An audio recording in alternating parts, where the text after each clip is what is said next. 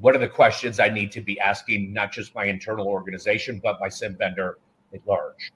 So we're going to go into that, right? The three must-ask questions that when you're assessing your current SIEM vendor, is it in line, right? Are they going down the same path that you're going with your security or cyber defense posture?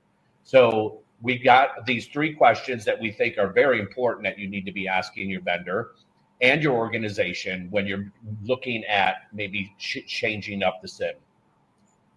So the first one is, of course, what Paul just was talking about. What is your cyber defense strategy? And is my vendor innovating and keeping up and going down the same path I am to meet all my needs? Now, of course, a vendor doesn't say, I'm going to do everything that this customer needs. You have to prioritize and look at, what's the most important things on the roadmap that can have the community at large, not just specifically the one customer, but you got to make sure that this vendor that you have selected is at least in line with your strategy.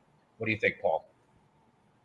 Yeah, it's really an important point. And again, I think some of the things that legacy SIEM vendors typically didn't provide, I'll just give you some examples. I know one of the things we typically have to do when we come into a company to help them analyze their SIEM environment is we do an analysis of their rule set. And what we do is we just evaluate the rule set on a two-dimensional scale.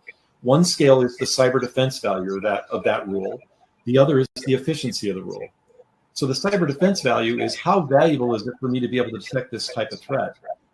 The other thing we look at is what is the issue associated with some of the vertical elements that are associated with the risk profile.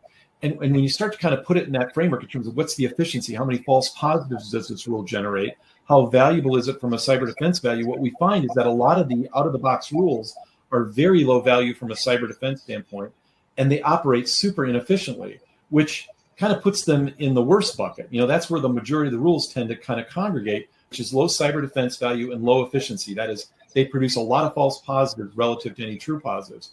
We've even analyzed in some clients where, we can look at a year or 2 or 3 years worth of data, and we're only finding 25 or 30 true positives out of all the alerts that were generated. So that's just one example. So if your current vendor doesn't map their rule set to the MITRE attack framework, if you can't get a radar chart of what are the current threat detection capabilities, and if that's not extensible, that is over time as I make changes and add to it, if I can't see that my MITRE attack framework coverage is improving, if I can't see what TTPs I've added for my top attackers and the top techniques and protocols they're using to attack me, if I don't have line of sight to those things, there's just no way for you. Then you're going to have to do all of that work manually, and that adds to the overhead, to the expense, the cost of being able to run it. That's just one example, but that's why you really have to kind of step back and take a fresh look at, is your vendor really providing you with the right capabilities to be able to really support your cyber defense program? And it should be additive to your program. You shouldn't have to spend all your time compensating for the things that the tool won't do. And I think for a lot of organizations over the last, especially 5 or 6 years, they spent so much time overcompensating for the things that their SIEM tool doesn't do, that they've introduced a lot of inefficiency and a lot of ineffectiveness, a lot of times without even realizing it, just as a response to the lack of capabilities in the platform. Yes. And then that comes down to, maybe I created some out of, not normal workflow or rule or whatever the scenario, and then I move on or I leave, and now they're trying to figure out what the heck did Jason do when he was here, and I don't understand this, so now I got to start all over again. So 100% agree with that.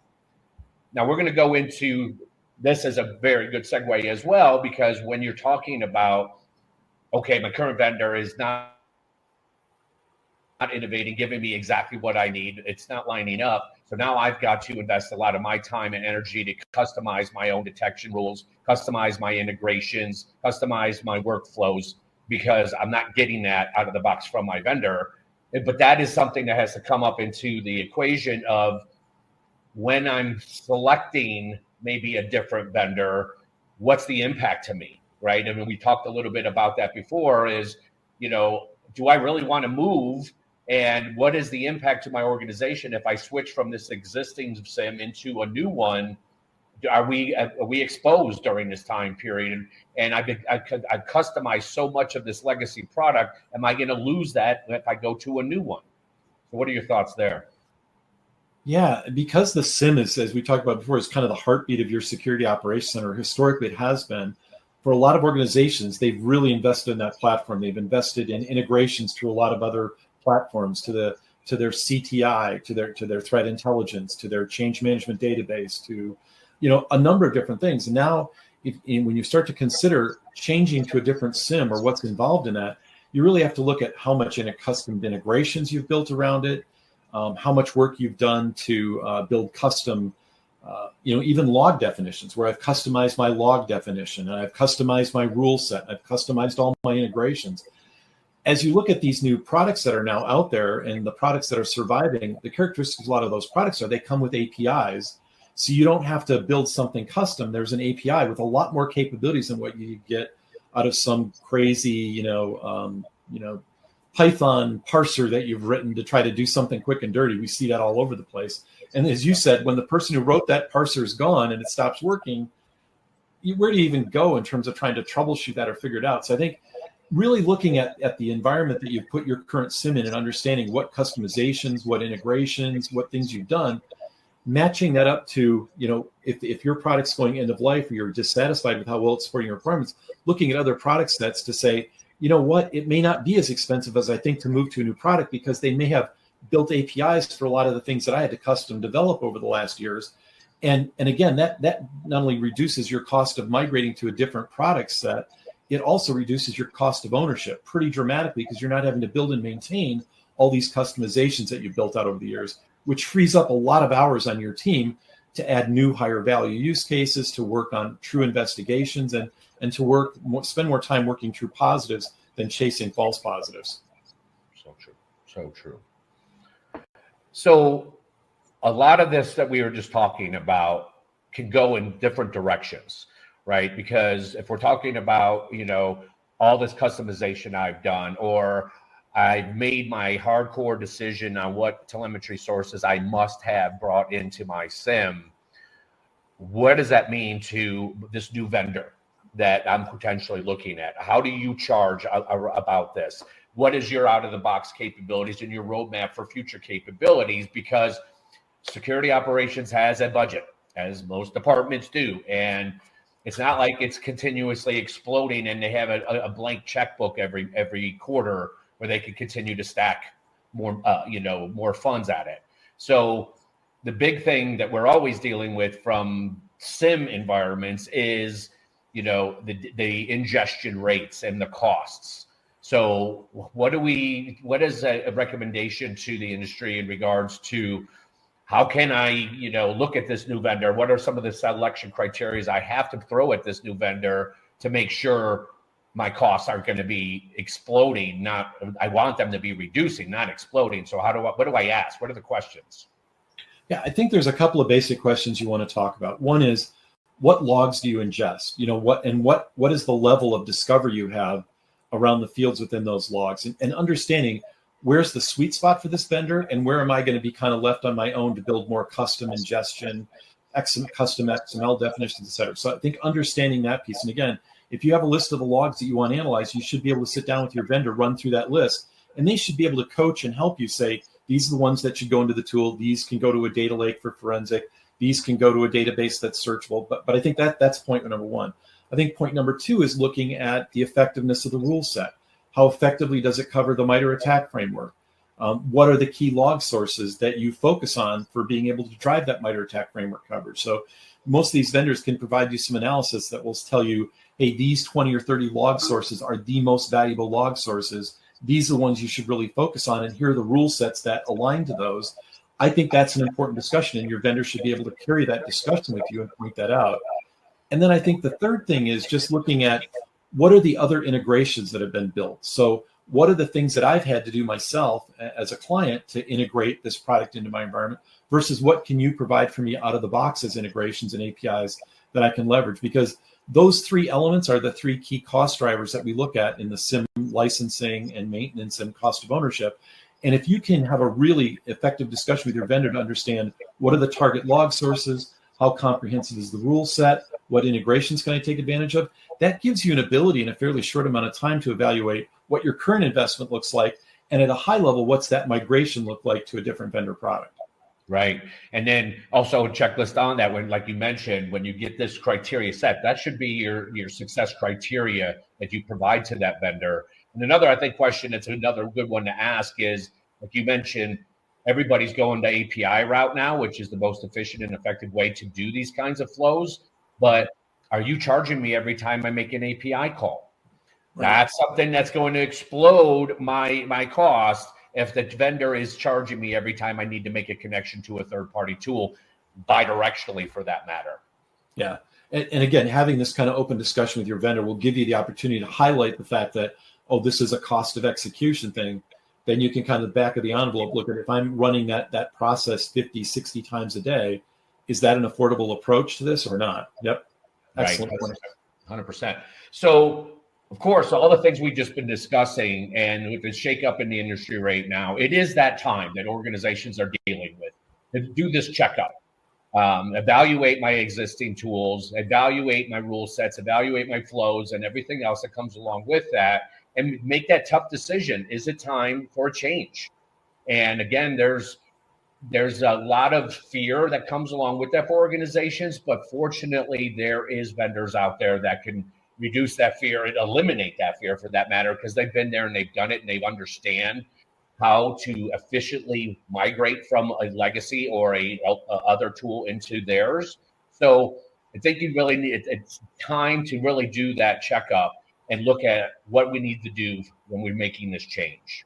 Yep. So back to you, Paul, around that, when you're having to take this hard step and you're evaluating your SIEM, there's three things we have on the screen, but the first one I really want to get your input on is when you're looking at the SIEM vendors out there now and the new guys coming off of the, that are on the showroom floor at Black Hats and the RSAs that are promising the world, or the legacy ones that have been around for a very long time and battle tested and, proven.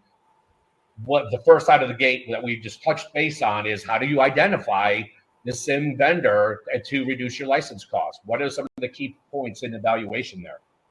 Yeah, it goes back to some of the things we've talked about, right? Taking a look at what logs do I want to use my SIEM to analyze, and does this log require real-time analytics, or am I combining it with other logs that have different, time periods, so that the reality is I'm going to do this more in a historical analysis. And again, only a fraction of the threats that we're trying to detect are real-time threats. A lot of the other threats are more effectively detected doing a little bit more of historical analysis, where I can take multiple sets of events and correlate them together to be able to say any one of these things on their own isn't sufficient to generate a true positive. It's much more likely to be a false positive. But really talking through that with your target vendors, explaining kind of, this is where my costs sit today. This is how I'm currently using my tool. This is how I want to be using it. And what would this cost profile look like for me to use your tool to do this? I think that's a critical part of the conversation. And historically, it hasn't been a part of the conversation. It's just been, well, we've kind of intimidated people into just spend whatever you need to spend to get a platform in place.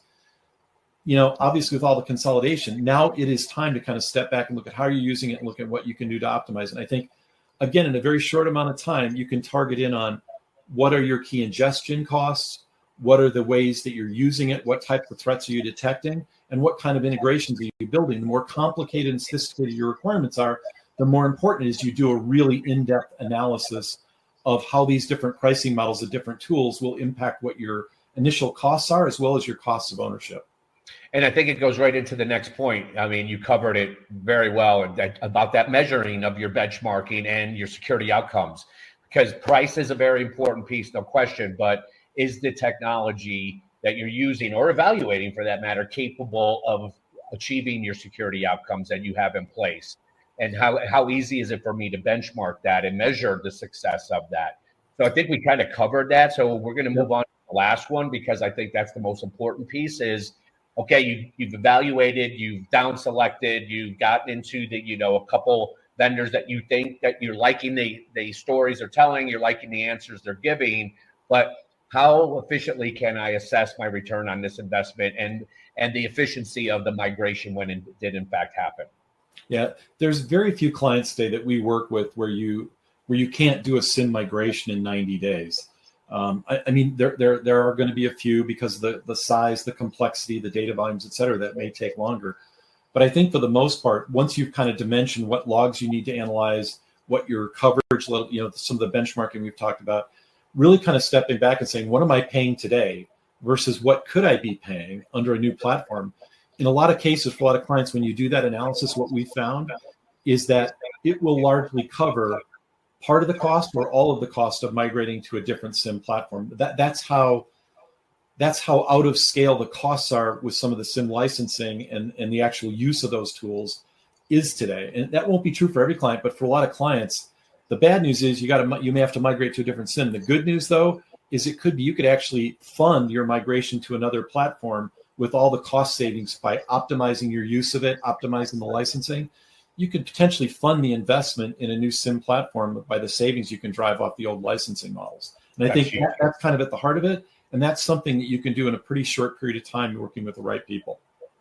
And speaking of working with the right people, that's how we're going to wrap this up and talk about how do you get connected with the right people, right? So the next steps after this webinar adjourns, we are going to be sending out an email to all the attendees, but you can also go to deepseas.com and schedule some time with a deep sea expert to do those assessments, and you get a free 30-minute consultation with a SIEM expert to at least help you on that journey and give you some insights on some of the things we talked about today and some more specific consultative responses into things specifically to your organization and what your journey needs to be. Yeah. So I want to thank Paul so much for spending the time with me today and giving your valuable insights into an uncertain time right now in our cyber world. We've had a lot of uncertainties in it. We always do. I guess it's the life we live. But when it's down to the vendors side of the world, we kind of hope that that's a stability factor in our uncertain world in cyber. But again, there is a light at the end of this tunnel.